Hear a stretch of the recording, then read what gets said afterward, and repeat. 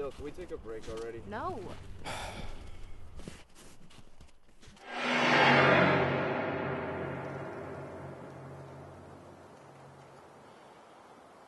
No.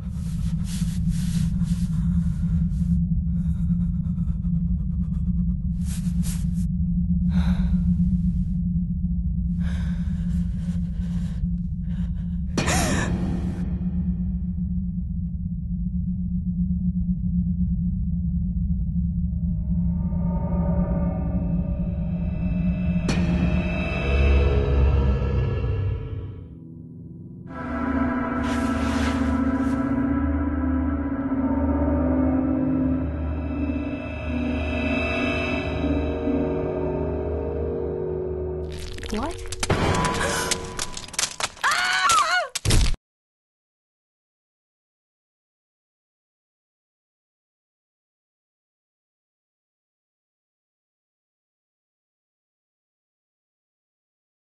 Department of Public Health that a second round of aerial spraying shall commence in the aforementioned communities. It is anticipated that the spraying will be conducted by Monday, 8/13/12. Now, we have to say anticipated because if the weather doesn't accommodate the spraying, it won't be done, but it will be done as soon as possible after that. So everybody be on alert to follow the regular procedures, air conditioning, shut your windows, stay indoors, or what have you. Monday, and if you don't hear the planes on Monday, maybe it'll happen on Tuesday. But I want to say that this is something that we have been fighting very hard for, and we're hoping that it does make an impact on this mosquitoes. This is terrible to be in a critical state again this year. We don't want to see any, serious injuries and loss of lives because of it. So we are still advocating and are going to continue to advocate that, yes, maybe you will do it on Monday, but be prepared for another round 2 to 3 weeks after this. We have been saying for 2 years that we advocated to have 3 rounds starting in April, May, June. Just do it every 3 weeks and see if that wouldn't help the situation. We're now going to have our second round, so we'll see what happens. But if there's anyone who has any questions, you can go on to the Department of Public Health website, and they have all the answers there.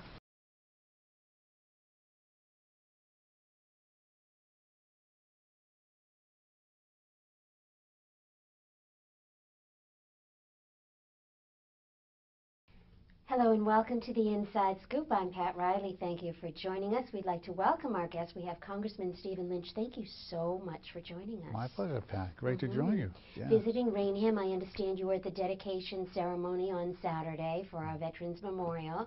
Stopped by town meeting last night and then visiting us here on at our cable studio. People are sick of me already. Yeah. Not at all, but as you obviously know, big change in Rainham because for many years we've had Congressman Barney Frank, and now through redistricting, of course Congressman Frank is not running for re-election, and through redistricting we're going to actually have 2 congressmen. That's correct. And one will be in your newly designed district. Right. I'll have the northern section of Rainham, parts of precincts 1 and 2. And then whoever gets elected in the 4th district to replace Congressman Frank will have the balance. So, look, I'm just excited that I have, part of that responsibility. I'm sure whoever is elected will feel the same way.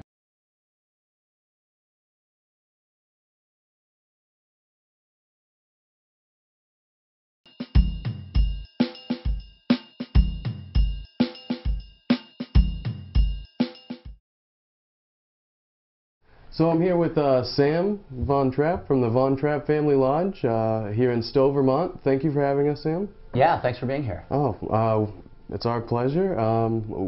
First of all, I guess we'll start off by just talking a little bit about your family history.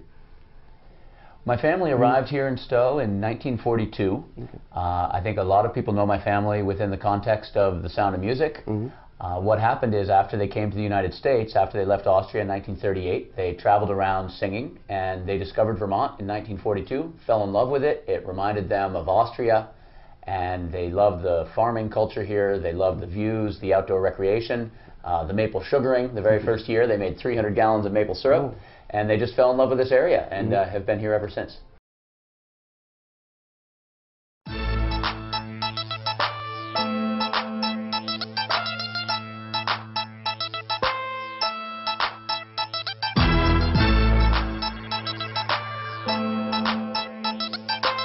Jody. We're here at the Central Cafe in Middleborough, Mass. With owner Mark Hannon, one of three owners of Two owners. Two owners, okay. sorry, of the establishment.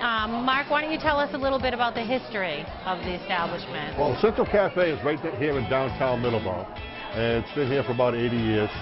And the Schoolies family owned it for years. It was a grandfather, passed on to a father, passed over to a brother, passed on to a grandson. And my partner, Bill Fuller, purchased the rights to the Central Cafe and the ownership in 1995. And then I became partners with him in 2003.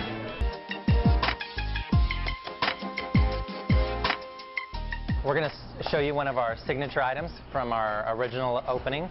It's our barbecue chicken pizzas. We're the inventors of it. Ryan is going to help me go through and making this item for you. So first of all, we're going to start with our signature barbecue sauce.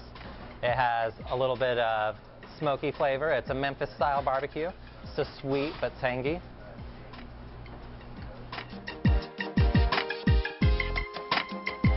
Going to go on, make sure we evenly distribute because you want every bite to have that zing of our barbecue sauce. Okay. Definitely.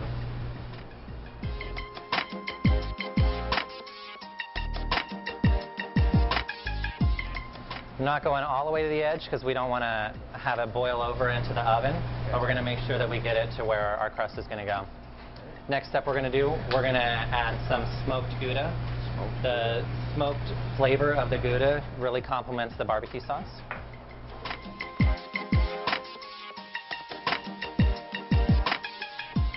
Then we're going to go into our mozzarella.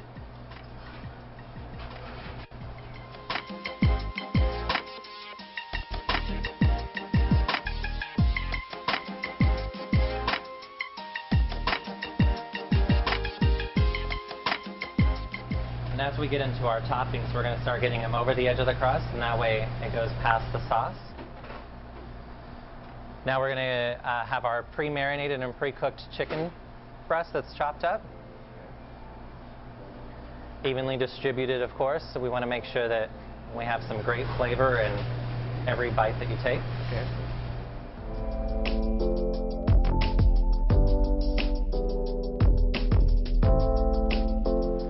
Going to follow that up with some sliced red onions.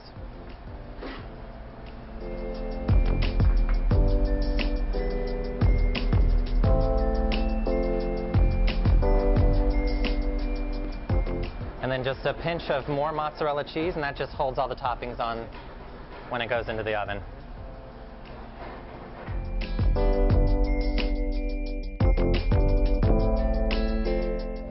I see you do cook in an old-style brick oven, too, so We do. it obviously adds a Nice lot more stone flavor. slab. Yes.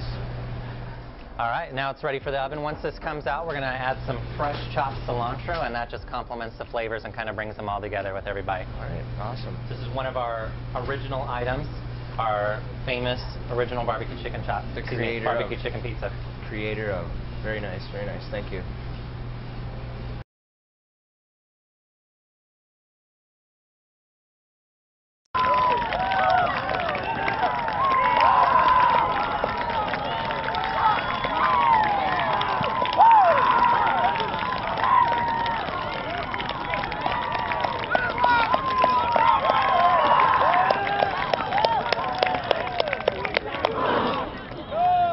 Right, we're just finishing up our 2011 Jocks football camp.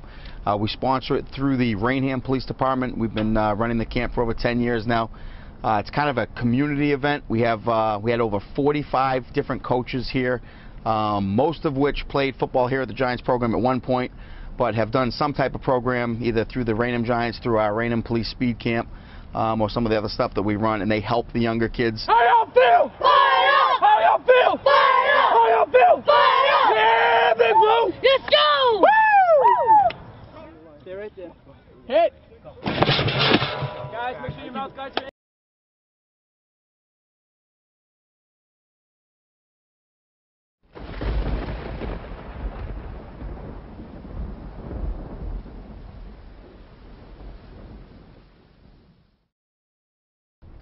Elizabeth Gordon, Geophysical Science Department.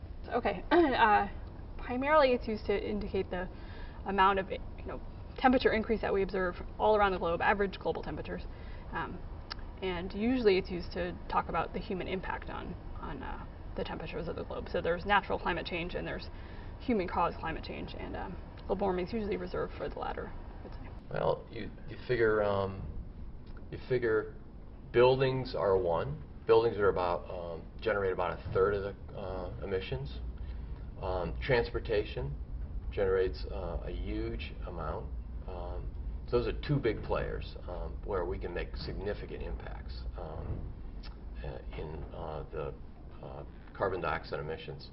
Buildings have been built for years to be run on cheap oil. So nobody really cared in the old days about insulating really tightly and having extremely efficient heating systems and using renewable energy. And those are some tremendous opportunities for us to switch our energy generation from fossil fuel based generation to renewable.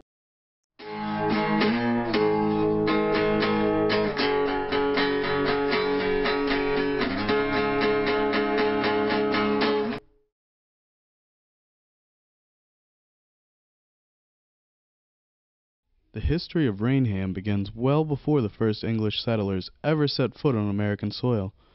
Southeastern Massachusetts and Rhode Island were originally home to the Native American tribe, the Wampanoags. The Pecasset branch of the Wampanoag tribe lived in the areas from Middleborough to Providence, following the Taunton River through what is now modern-day Raynham.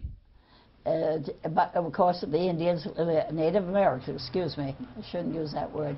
Native Americans were here first. We have actual data telling us that. Well, it was inhabited by Native Americans, part of the Wampanoag Indian Federation. We know that in the years immediately prior to the coming of English settlers here, some type of illness, some type of plague swept through southeastern Massachusetts, the Cape and the islands, decimating the Indian population, so that when the Puritans came, when the Pilgrims came in 1620, the place was friendly to a new settlement. If the Pilgrims landed in 1620, and they say they did, in 1621 they sent an exploratory couple of people up this way, up the Taunton River, and they were looking to have a meeting with Massasoit. Now Massasoit, of course, is the original chief that greeted them, but he had encountered, unfortunately, illness, and most of his tribe had been wiped out, as had most of the Pilgrims.